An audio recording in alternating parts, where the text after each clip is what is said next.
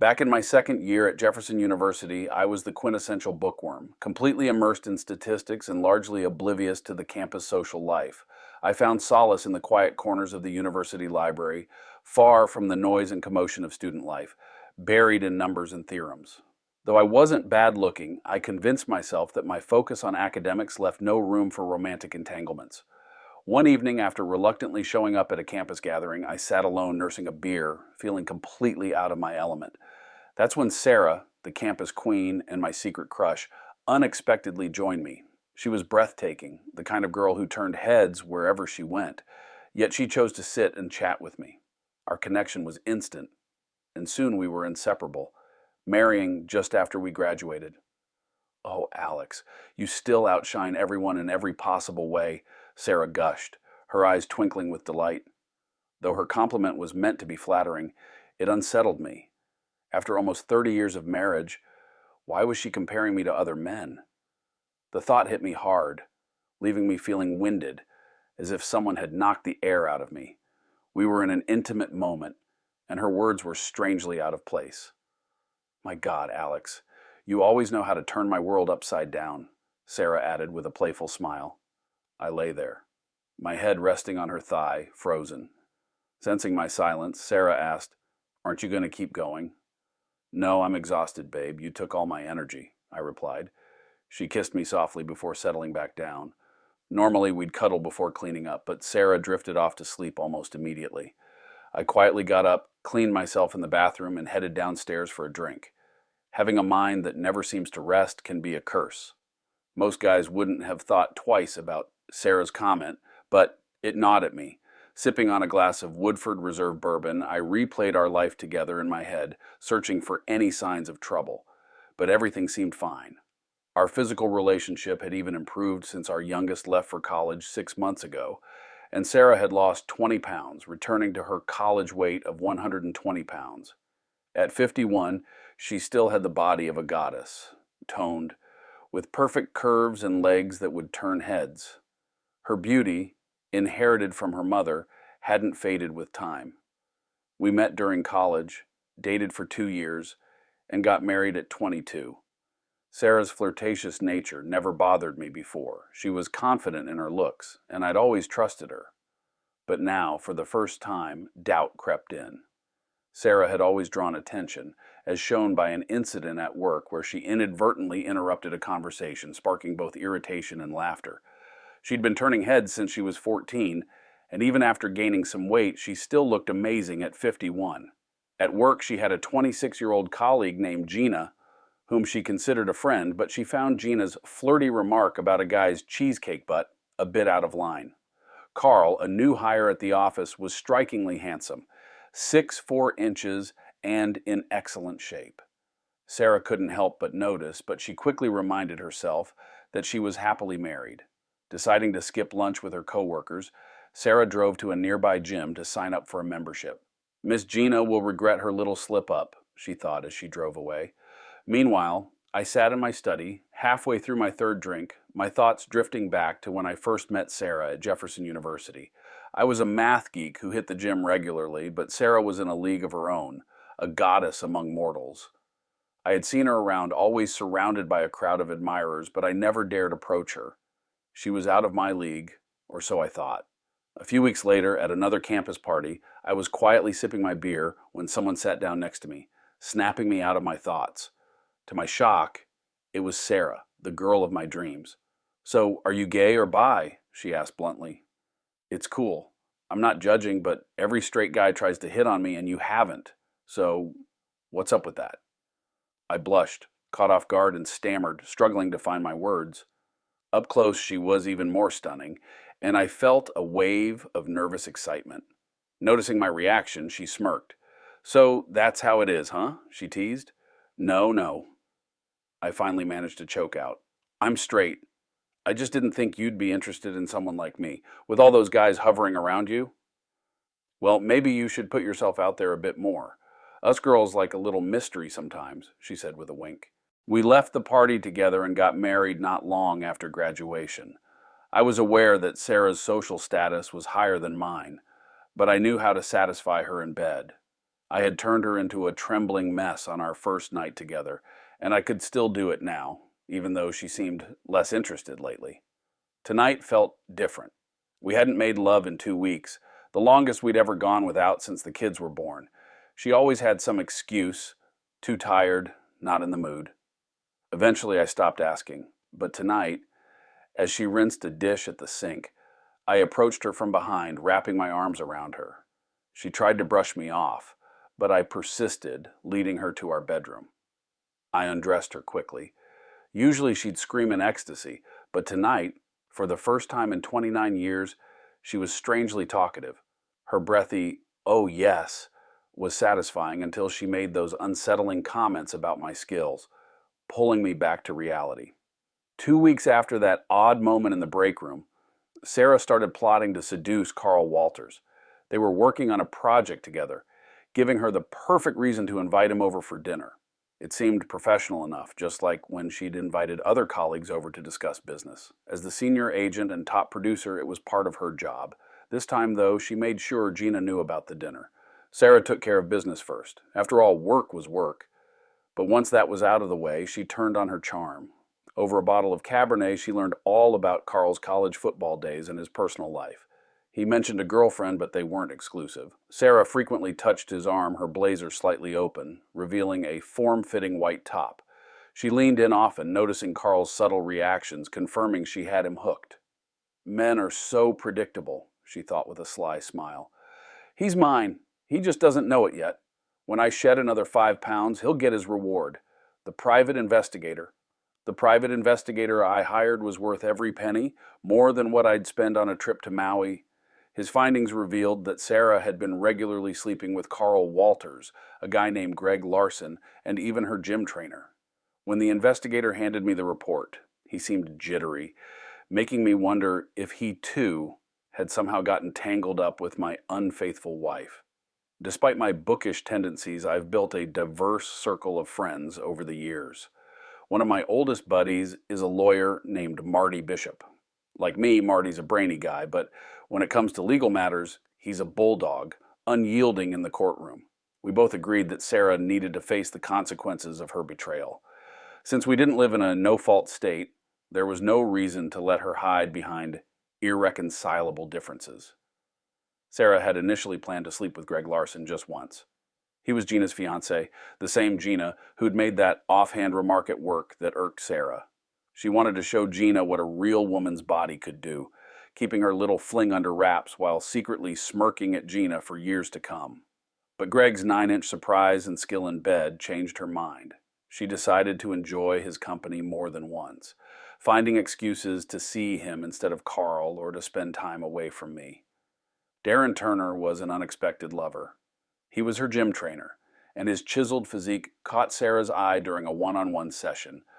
The moment his hands touched her shoulders, sparks flew. Before long, they were at his apartment, tearing off their clothes in a frenzy. Sarah came home from Darren's place 30 minutes late, still dressed in her workout gear. I walked in 5 minutes later. She quickly jumped into the shower and started prepping dinner as if nothing had happened. Since I knew she had a trainer and noticed her newly toned body, I assumed she'd just had a long session at the gym. She looked nervous, avoiding our usual greeting and mumbling something about needing to wash off the sweat. Her excuse might have worked if not for the private investigator's damning report. Despite the rage boiling inside me, I kept my cool that evening. While Sarah was putting away dishes and I sat watching TV, the doorbell rang. She called out for me to check, but I saw it was the process server. I asked her to get it. She chuckled, but soon staggered into the living room, holding a manila envelope. "What the hell is this?" she hissed, her eyes wide with shock as she opened the envelope. "How could you do this to me? What about our family? You're just angry that I beat you to it." I remained calm and replied, "Given time, you would have done the same to me. You don't love me anymore? I know about your affairs." My voice caught in my throat as I spoke. Sarah's face twisted from shock to fury.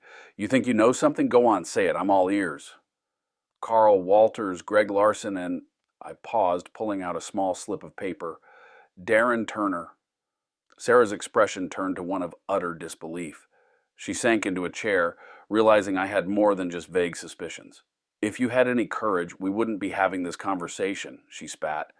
I sighed, feeling the weight of our 29 years together crash down on me. Apparently, 3 decades wasn't enough for loyalty. None of those guys were even born when we got married. Her eyebrows shot up. Realizing I knew far more than she'd anticipated, she seemed ready to argue but stopped herself.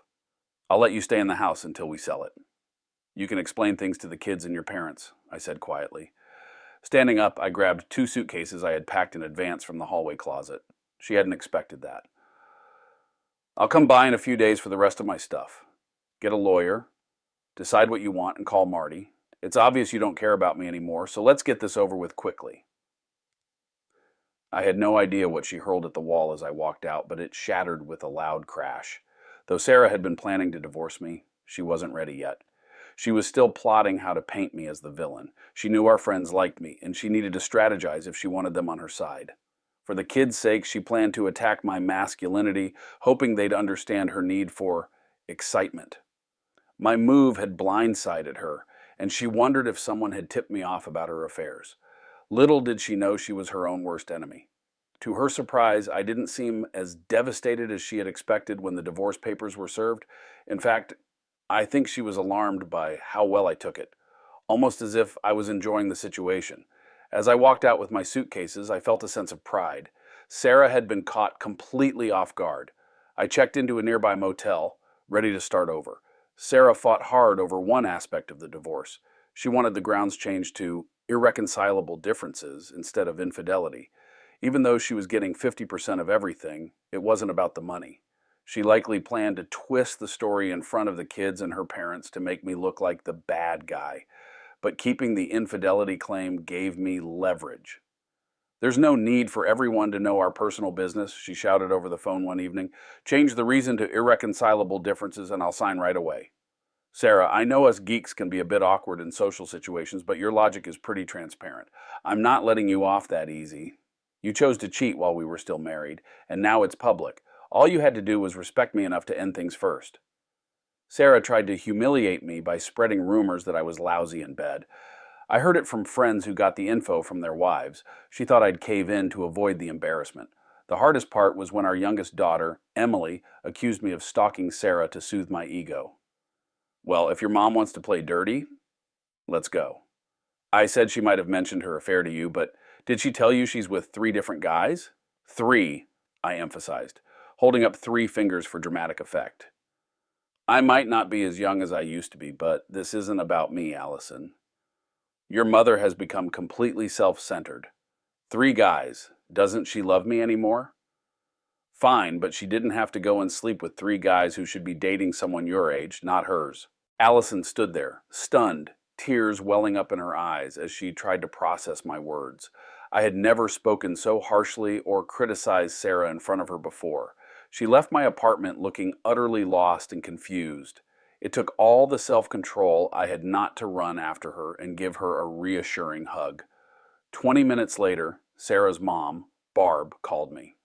We hadn't spoken since I filed for divorce, even though we used to have a great relationship. How could you say such horrible things to my granddaughter, you idiot? Barb screamed over the phone. She used to adore you, and now she's crying her eyes out on my couch. How could you say such terrible things about Sarah? Barb, please listen. You've only heard one side of the story, not mine. Sarah's been with 3 different men. If you don't believe me, I have proof. Barb gasped. Oh my God, Alex, do you have photos? Videos? Yes, Mom, I said quietly. I never wanted to resort to this, but Sarah had left me no choice. No, Alex, that's not necessary. I'll talk to her. 3 men? I'm so sorry, Alex. Truly, I am. She hung up, her voice trembling. As I set the phone down, I shook my head. Barb had been like a second mother to me since my dad passed away 12 years ago. We used to talk about everything, but now I had to crush her with the truth about Sarah's infidelity. It hurt like hell. The divorce was finalized on the grounds of infidelity, and I suspect Sarah continued seeing her 3 lovers, but I stopped keeping tabs on her. My life took an unexpected turn a month after filing for divorce. 2 women from the university's science department dropped by my basement office to check on me. Although I barely knew them, it was nice that they showed concern. Both were attractive, one divorced in her 50s, the other widowed in her 40s. Over the next few weeks, several other women from campus also stopped by to see how I was holding up. One day, as I was leaving my office, Colleen, the administrative secretary for the math department, gave me a bright smile. Okay, Colleen, spill it. What's going on? Did I win the lottery or something? I asked, half joking. Colleen, a 35-year-old curvy divorcee with raven hair and striking green eyes, smirked at me. For the first time, I noticed just how beautiful she was. It's because of your recent weight loss, Alex, she explained, pointing at her ring finger. You lost 120 pounds, and you've always been a great guy, but being married made you off limits. Now, with no ring, it's open season. Good guys like you are rare, smart, kind, and single. Someone saw the divorce papers and word spread across campus. But remember, the divorce isn't finalized yet, so you won't be officially free for a few months. Just so you know, I'm applying for the position too, Dr. Robertson. Okay, I'll make sure your application gets in the queue, I replied, a little flustered. You're such a charmer, she teased, walking away with a wink. Sarah had thought I wouldn't talk about our situation, but within 2 weeks, everyone seemed to know, and the gossip didn't die down until the divorce was officially finalized a year later. Are you crazy, Sarah? How could you let the sweetest guy in the world leave you? Marge Rosenthal, Sarah's oldest friend, demanded when she visited Sarah about a month after the divorce. Oh crap, how does she already know? Sarah wondered. Marge lived 2 hours away, and Sarah had hoped to have more time before breaking the news to friends and family. Someone must have spilled the beans early. Okay, it's a long story, Sarah began, struggling to find a way to explain herself. I heard from my mom after she had a breakdown in Walmart last week, Marge said bluntly. She had called Barb Mom since second grade, and when she asked about Sarah, Barb had stuttered, rambled, and finally burst into tears, revealing everything. You cheated on a wonderful man just because he got older and you thought you deserved better? What about him? You're getting older too, and you're not the same as you were at 30. Have you thought about that? Marge shouted. I always knew you had a selfish side, but I never thought you'd show it to Alex. On the day the divorce was finalized, I sat in my apartment, eating a small salad and sipping half a bottle of Buffalo Trace bourbon. Meanwhile, Sarah invited Carl out for a fancy dinner, and afterward, they went back to his place. This scene had played out many times over the past year and a half, but tonight, Sarah couldn't keep the spark alive. She hated how things had turned out, but admitting it to herself, or worse, to him, was out of the question. When it was finally over, she told him she was tired and needed to go home. She carefully removed Carl's hands from her chest, got dressed, and left. As she climbed into her car, she realized her first official night as a divorced woman had been anything but successful.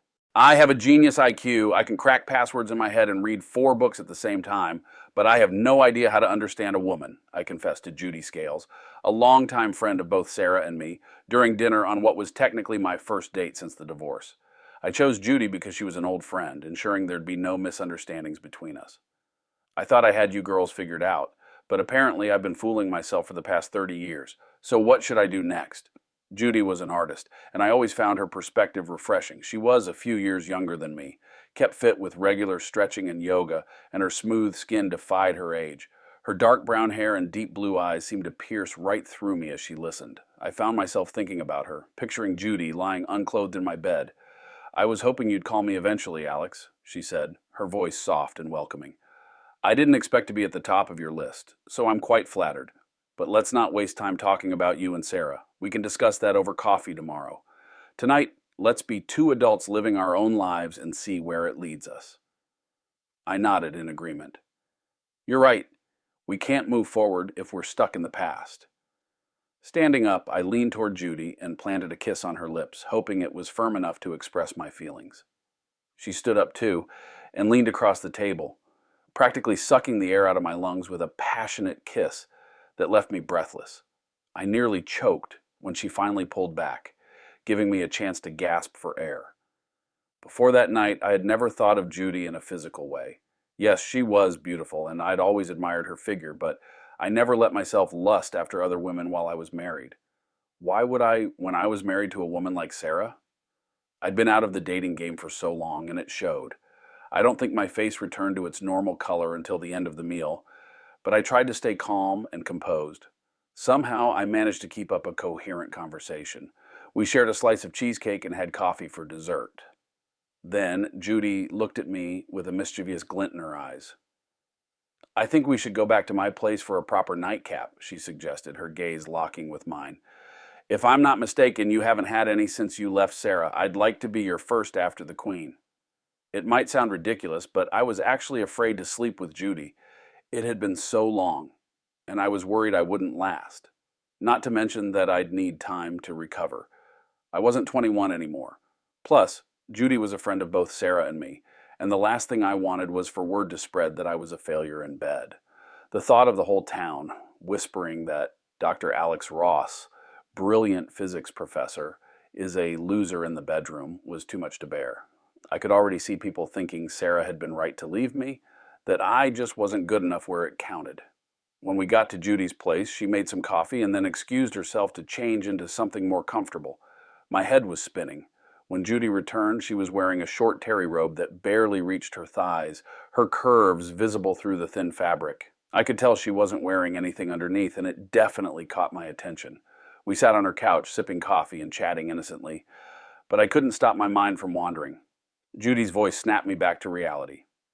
"Alex, wake up," she said, her voice echoing in my mind. Oh my gosh. Am I drooling? I wondered, embarrassed. Judy gently took the coffee cup from my hand, set it on the table, and quietly led me to her bedroom. I was barely conscious as she slowly undressed me. Whoa! Slow down, I whispered as my brain finally started functioning again. It's been a long time, and I'm not ready for this to end too quickly. Relax, Alex, I understand, Judy replied, her voice reassuring. We can do this again. I'm patient. But not that patient, I joked as I slipped off her robe. I'd say everything went better than I expected. Judy, half jokingly and half seriously, asked, Do you really have to be that irresistible? Well, yeah, that's why I'm here, isn't it? I replied with a grin. Oh my God, Alex, Judy murmured, moving closer to me. She then turned her back, snuggling against me as I wrapped my arms around her. We fell asleep like that, and I slept more deeply than I had in months. When I woke up, I found Judy pressed against me, and I couldn't help but smile. Good morning, Judy, I said, my voice filled with contentment. Good morning to you too, she replied with a smile. You're truly one of a kind. You know that? A month later, Sarah met up with Judy for lunch at one of their favorite spots. Sarah had called Judy, knowing full well the lunch would end up being about her time with me. Judy had met me a few times before, and she knew the call wasn't random. They spent the first 10 minutes catching up on the latest news and talking about their kids before Sarah finally addressed the elephant in the room. Going on a lot of dates, Judy? Really? I thought you didn't get much exercise anymore, Sarah said with a cat-like purr as she sipped her margarita. Judy blushed, feeling more uncomfortable than she'd anticipated. She had expected this, but the reality was more awkward than she'd imagined. What she had thought would be a one-time fling to satisfy her curiosity had turned into something much more personal. Mark Robertson had given her unforgettable nights, and she couldn't deny how great he was in bed. Is he always this good? Judy asked, almost like a teenager with a crush. Sarah was taken aback by Judy's assessment. She had assumed I wouldn't put in as much effort with a mistress as I had with her. But Judy's reaction confirmed that I had made a strong impression. How could you let this man slip through your fingers? Are you crazy? Judy continued, astonished. He's smart, handsome, sweet, and an absolute wizard in the bedroom. Sarah's smile faded quickly. She took a big sip of her margarita, raised her eyebrows, and changed the subject. Judy noticed how her praise of me wasn't what Sarah had expected, and let her steer the conversation away from the topic. Later, I found myself with Molly Hamilton, a physician assistant I'd met at the gym. She was pressed against my right side, her hand resting on my chest, her breathing slow and steady as she slept. We had just finished an intense session of passion. It wasn't lovemaking. It was something wilder, more primal, and I was exhausted. I felt bad, sticky, but also like $1,000,000. If I live to be 100, I'll never understand women. My ex-wife cheated on me, claiming I couldn't satisfy her, yet I just had the best sex of my life with the third woman I'd been with in the last 3 months. I couldn't make sense of it all. Molly worked at an orthopedic clinic, and it might sound cliche, but I met her at the gym. She was working out hard on the machines, sweat dripping down her face, her workout gear hugging her every curve. I usually just glance at cute girls and move on, but this one wasn't there to attract a partner. She was there to work. That's what caught my attention. I waited until she finished her workout and was heading to her locker before cautiously approaching her. Since my divorce, I hadn't dated many women despite the interest some had shown, but something about Molly's dedication at the gym caught my eye. I introduced myself and asked if I could invite her over for coffee and dessert one evening. She hesitated for a moment, then agreed, entering her name and number into my phone. We exchanged smiles, and I couldn't help but admire her as she walked away. Before she exited the gym, I impulsively called her. I know this might seem a bit forward, but I have to ask, how about Thursday evening? I suggested. She turned, looking at me through the glass door with a wide smile that made my heart skip a beat. So, Thursday evening it is. I'll meet you at Lou's at 7, she said into the phone. Needless to say, the rest of my workout was fantastic that night. Absolutely nothing hurt. On Thursday night, I arrived at Lou's at 6:50, found a small table in the back, and ordered a couple of cheesecakes. Less than 2 minutes later, Molly showed up, her long blonde hair pulled back into a ponytail, wearing tight jean shorts and a t-shirt that didn't quite reach the waistband. She was proudly showing off the results of her AB workouts at the gym, and I couldn't blame her. They were definitely impressive. Her chest might have been on the smaller side, but it was perfectly in proportion with the rest of her body. Besides, if she were any bigger, she would have attracted even more attention, especially since she wasn't wearing a bra, which was obvious when she walked up to me. I was sitting at a high-top table, so Molly had to reach up to sit in her chair while I held it for her. Her braless chest bounced slightly when she sat down, and she caught me glancing at the movement. She raised an eyebrow in question, and I just smiled and nodded back at her. We spent 2 hours eating cheesecake, drinking coffee, and talking. I found myself completely captivated by this woman who was not much older than my daughters. I wasn't sure if she was as interested in me, but she agreed to go out again the following Saturday. We visited the Antique Car Museum, grabbed a bite to eat at a nearby restaurant, and then headed back to my apartment. The rest, as they say, is history. Apparently, this old man still had something left in the tank. While I was drifting off to sleep on one side of town, Sarah was on the other side, being pleasured by a much younger man she'd met earlier that evening. But once again, she didn't enjoy herself as much as she had hoped. Shouldn't this be more fun, she thought, as she got into her car to drive home. A quick glance in the rearview mirror confirmed that she still looked good. But something felt off. A month ago, Carl had broken up with her, saying he wanted to date someone who was interested in marriage and children, two things Sarah couldn't give him. Carl had been right, and he was kind about the breakup, but it still stung. She realized she had been dumped twice in a row, first by me, then by Carl. Sarah rationalized Carl's departure by reminding herself that their sex life had become stale. At times, she seemed disinterested. This shouldn't happen to someone like me, she thought, digging deep into the recesses of her mind. As she pulled into the driveway, she told herself that next time she should look for someone closer to her age. They might not be as physically appealing as the younger guys, but maybe she'd actually be interested in what they had to say. Spending time with Molly only reinforced what I had always suspected about Sarah. From my limited experience before meeting her, I'd felt that Sarah wasn't nearly as good in bed as other women I'd been with. I had always chalked it up to her being a goddess. Women like Sarah didn't have to work hard to attract men, so maybe they didn't feel the need to work hard in bed either. At first, guys get a thrill from landing a beauty with a great body, but after a while, that initial excitement fades, especially if the woman is selfish and doesn't put in much effort.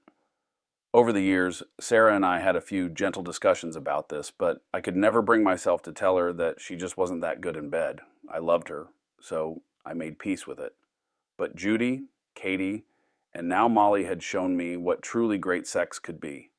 As I crawled into bed and started to drift off to sleep, I couldn't help but think back to Sarah and how she had me wrapped around her finger once again, just like she had 2 weeks earlier.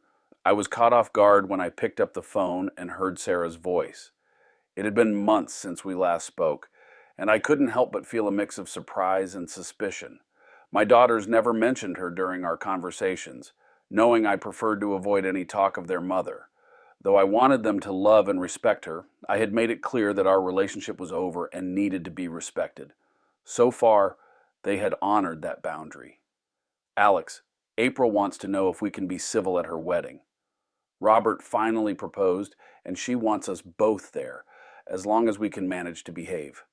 I haven't heard from April yet, but you can tell her that I'll be on my best behavior. I'll remind her that you were once someone I loved when she calls to share her news. The next day, April called to tell me the good news. I gave her the same assurance I'd given her mother. She mentioned that Sarah would be helping to plan the wedding, and I encouraged her to enjoy every moment, letting her know that I'd cover the expenses. I'm not usually one to get emotional, but walking April down the aisle was a moment that left me overwhelmed.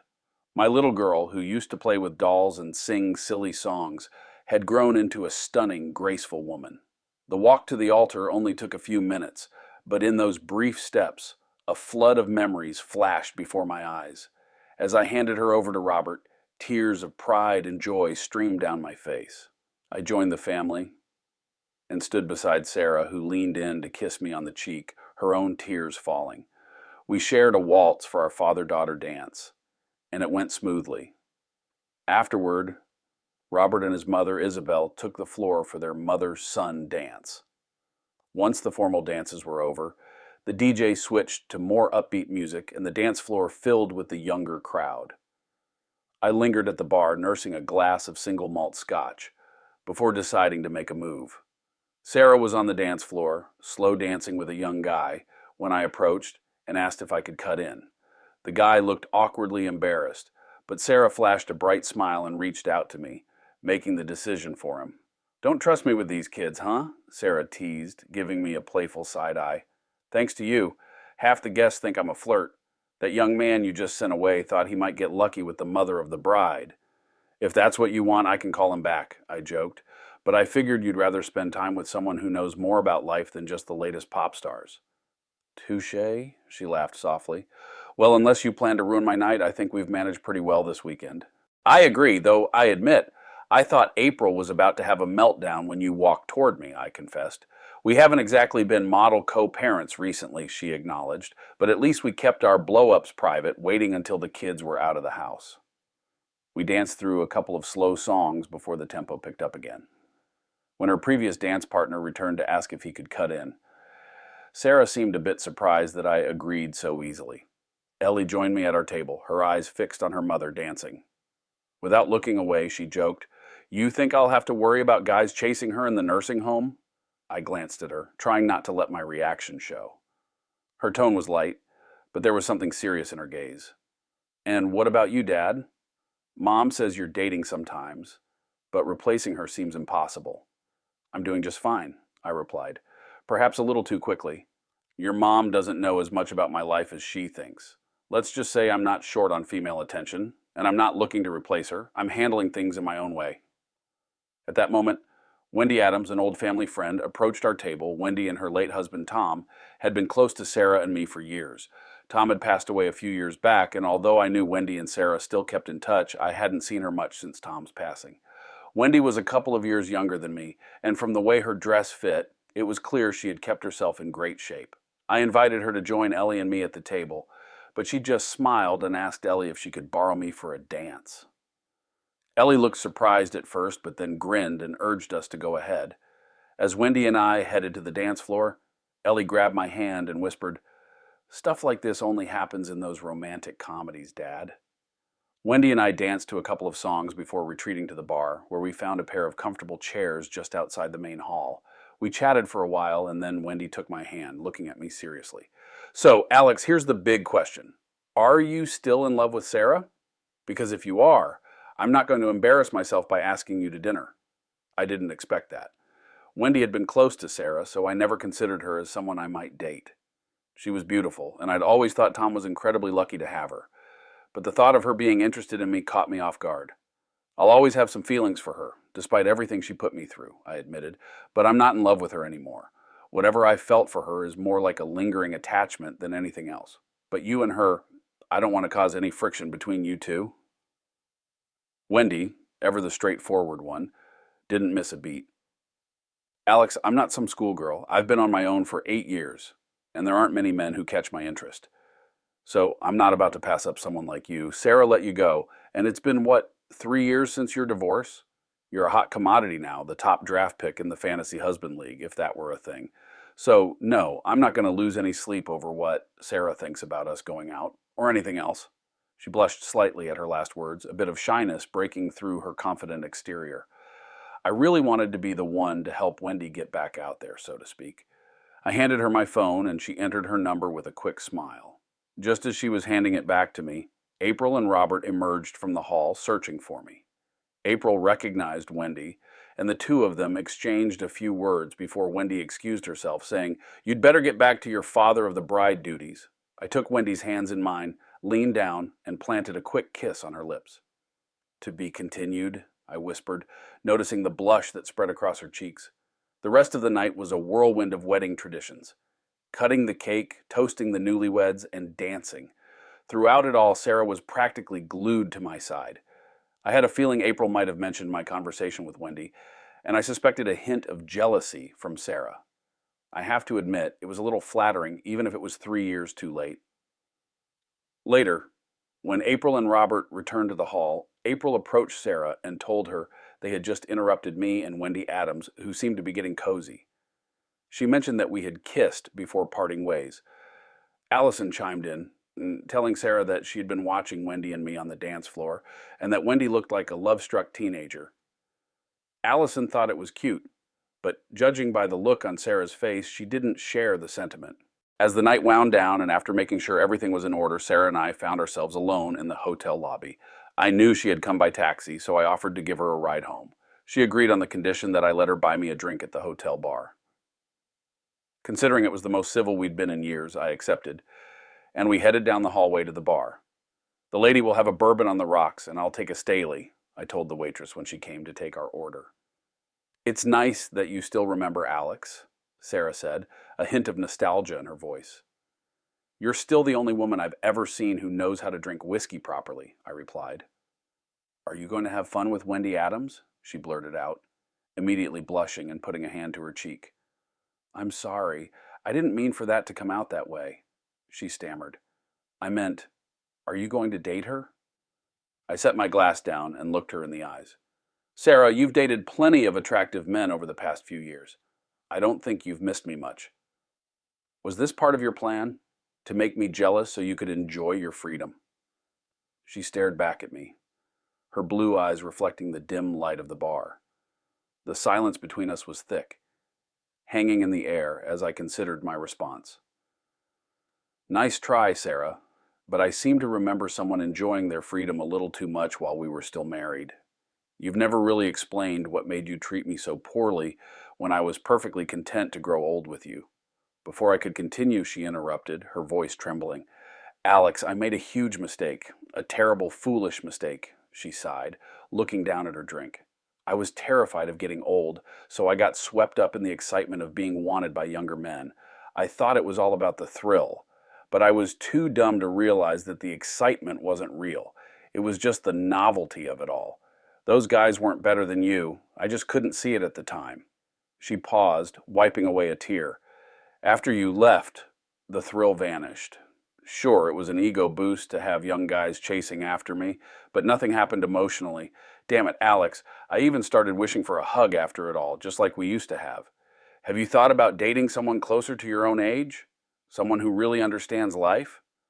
"No matter how good you look, Sarah, you're not 22 anymore either," I said gently. "And yeah, that's exactly what I've been doing. Wendy's someone I've known for years, someone who's lived a life and knows what matters.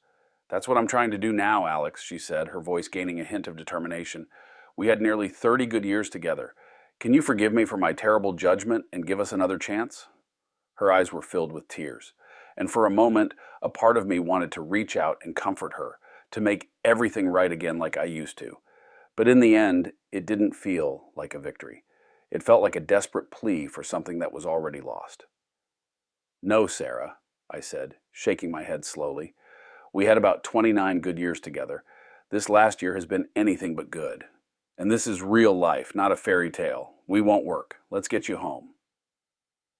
Wendy Adams had marked the beginning of what turned out to be a pretty satisfying second chapter of my life. I waited a week after the wedding before I called her. We went out to a nice seafood restaurant in a nearby town. Wendy wore a tight dress that turned heads all night, but unlike Sarah, she didn't seem to notice the attention. Her focus was solely on me. After a fantastic meal and conversation, we headed back to her place for drinks and dessert. Wendy poured us both a glass of cognac, which we casually sipped in about 5 minutes. Then it was time for dessert. She stood up, took my hand, and led me upstairs to her bedroom. I noticed that this wasn't the master bedroom and didn't seem to be used very often. I completely understood Wendy's reluctance to have sex in the bed she once shared with Earl. Wendy didn't need to tell me to be gentle with her. I could sense it. She probably hadn't been with many men, if any, since Earl passed away, and I knew how deeply they had loved each other. I was slow and tender, starting with soft kisses on her lips as I helped her out of her clothes. She then began to undress me, and I kissed her bare shoulders, moving down to her upper chest. Her beautiful full chest still had life in it, standing proudly. What began as tenderness soon gave way to a passion I hadn't expected. When I finally looked up, Wendy was breathless, barely able to speak. We kissed a little more before simply lying there, our bodies entwined, until I heard her breathing slow as she drifted into sleep. She looked like an angel, and I must have watched her sleep for a good 10 minutes. In the 3 years since my divorce, I had experienced a sexual renaissance, enjoying the company of women of all ages. But there was something different about this connection with Wendy. Yes, I was satisfied on a physical level, but there was an emotional attachment forming as well. As I drifted off to sleep, it felt like the best night of sleep I'd had in years. Waking up in a strange bed was no longer unusual for me, but everything about this morning felt different. It reminded me of waking up on lazy Sunday mornings in the past, with Sarah downstairs making breakfast and our girls playing around her feet. But there was no Sarah, no children's laughter, just Wendy in the kitchen, frying up some bacon if my nose was right, with a pot of coffee brewing nearby. I slipped on a t-shirt and trousers, unable to find my shirt, and staggered downstairs, not really caring about anything until I saw it. Wendy was wearing my shirt, nothing else, with the sleeves rolled up to her elbows and the buttons only halfway done. My shirt had never looked better. "Hey, Alex, I hope you don't mind that I borrowed your shirt. It just smelled like you, and I wanted to keep that scent around for a while," she said with a smile. "Well then, how about breakfast?" I asked. "Can a starving man get a little attention?" She slowly sidled over to me, and I spread my arms wide, pulling her into a tight hug. She smelled like us from last night, and I couldn't imagine a better scent in the world. I moaned as I held her close. She echoed, smiling. We ate breakfast and discussed our plans for the day. It was Saturday, so we had the whole day to do whatever we wanted. What struck me was that we didn't talk about what I was going to do or what she was going to do. We talked about what we were going to do. We made several plans before I blurted out an idea that, even to me, sounded a bit crazy. "This might sound completely ridiculous, but what if we got married today?" I asked, half joking, half serious. "You've got an excellent IQ," she replied with a grin. "I'll do whatever you think is best." And just like that, it was decided. I knew the local justice of the peace had Saturday office hours, so I called to see if he was available at 4 p.m. He was. We had just over 7 hours to get ready for our wedding. I needed a best man, so I called Wendy's 28-year-old son, Aaron. He was more than happy to stand by my side once I explained that the bride was his mother. He said he, his wife, and their 2-year-old daughter would make the hour-long drive to attend the ceremony. Wendy called her mother and asked her to be her maid of honor. Her phone was on speaker, and my soon-to-be mother-in-law, whom I had never met, burst into tears before choking out a yes. I then called both of my daughters, inviting April, Robert, Allison, and whoever she wanted to bring as her plus one. "Do you think I should invite my mother?" Wendy asked a bit cheekily. "Only if you really want to," I said, "but honestly, I'd rather you didn't. She's had a tough time lately, and I don't want to make it seem like we're rubbing our happiness in her face." One of my best friends owned a nice restaurant in town, so I quickly called him and asked if his banquet room was available. He was happy to offer it to me for the day, so I booked it for our impromptu wedding reception. We invited a few other close friends to celebrate with us before I headed to the best jewelry store in town to buy our wedding rings. Meanwhile, Sarah was leaving her favorite boutique, shopping bags in hand, when she nearly bumped into Wendy on the sidewalk. Although they weren't as close as they used to be, they had been friends for about 25 years and still chatted amiably. As they talked, Sarah noticed 2 rings on Wendy's left hand. "My God, girl, those rings are stunning," Sarah exclaimed. Wendy blushed deeply as the realization hit Sarah like a ton of bricks. Are you married to Alex?" Sarah asked, her voice trembling. She swayed a little, and Wendy quickly grabbed her shoulder to steady her, helping her calm down as Sarah processed the news. "I didn't know. I'm really sorry." Sarah quickly apologized. We really didn't talk about it much. It all just happened so fast. Fast? That doesn't sound like the Alex I know, Sarah remarked. Have you ever had the feeling that something was so right that you just had to go for it? Wendy continued, trying to explain. I mean, who would let someone like that get away? She immediately raised her hand to her lips, realizing how her words might have sounded. That's not what I meant, Sarah, honestly. It's okay, Wendy. I understand, Sarah replied, a touch of sadness in her voice. Trust me, I know I made mistakes.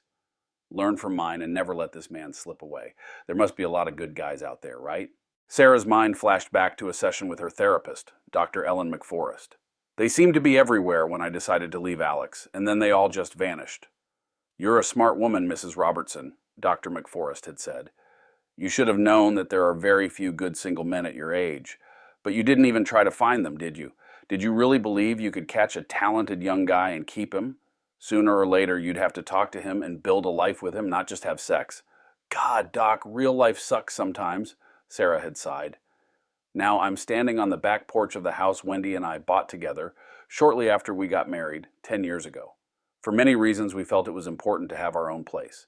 It's a smaller house with just 2 bedrooms, but it has a large living room and family room, plenty of space for when we have all 3 kids and their families over. We've already become grandparents 6 times. I'm grilling when Wendy comes out with a couple of whiskeys on the rocks. She hands one to me, and I give her a quick peck on the lips. I can't help but marvel at how she still looks 20 years younger than her 63 years. She takes good care of herself, even though her light brown hair is now streaked with gray. When she dresses up for one of our casual nights out, she can still turn heads. Hey, we may be getting older, but we're not dead yet. In fact, we still have fun in the bedroom twice a week, and sometimes even in the shower. Thank goodness for modern medicine. Even though I loved Sarah deeply when we were married, I can't imagine spending the rest of my life with anyone but Wendy. She captured my heart in a way Sarah never did. In some twisted way, I should be grateful that Sarah cheated on me, because without that pain, I would never have found this happiness. I run into Sarah every few months. She hasn't looked well in a long time, always sad, always apologizing. I think about it often, but I'm too polite to ever say thank you out loud. At 65, Sarah's once proud chest no longer stands as high, but with the right support bra, it's less noticeable. She's gotten her curves back, but as she walks through the mall, she realizes that men no longer give her a second glance. One day, as she headed to her car in the parking lot, she noticed me walking toward her. She straightened up, trying to present herself well as I approached. "Hello, beautiful," I said with a warm smile, leaning down to kiss her on the cheek. Sarah couldn't help but blush at the compliment. We chatted for a few minutes, mostly about our shared grandchildren, before I told her it was time for me to go. I knew what was coming next. "Alex, I'm really sorry," Sarah said, her voice tinged with regret. I looked straight into her eyes, hesitated, then smiled without saying anything. I got into my car, moved forward, and continued with my life.